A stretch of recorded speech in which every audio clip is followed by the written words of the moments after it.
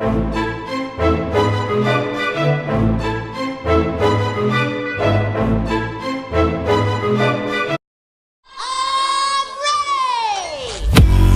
to hierarchy. Since the beginning of time, mankind has asserted themselves in an order of power. To this day, there are two forces that control this order: money and power. These are the two resources players must attain to be victorious in hierarchy. In this game, players answer politically based questions to move up a triangular board, acquiring money and using it to purchase influence points. There are three sections to the triangle. At the bottom, there is a blue section. In the middle, the green state government, and at the top, the red federal section.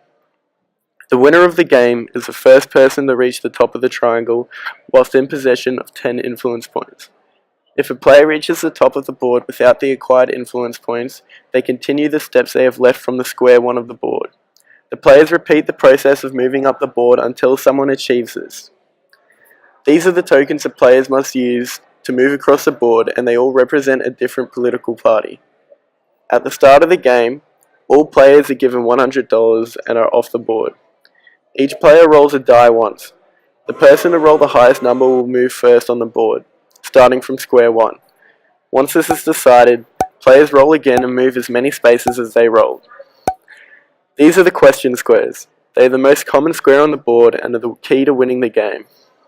By answering questions correctly, players gain money and are able to move quickly across the board. When a player lands on a question square, they pick a card from one of three decks. They choose from the blue, green, or red deck, depending on what part of the board the square they landed on is located. The questions get harder the further up the board you get, with red deck questions being the most difficult. If players answer the questions correctly, they gain two things. First of all, they receive money. Blue questions reward $100, green $150, and red $200. Through answering questions correctly, players are then allowed to roll the dice and move forward. If a player does not have the option of answering a question because they have landed on an influence square, they move forward one square by default. When a player lands on any square after moving, whether an influence or question, they must wait for their next turn to answer that question or to purchase said influence.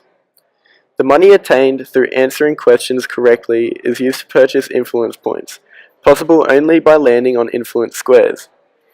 Influence squares in the blue area cost $200 and are worth 2 influence points.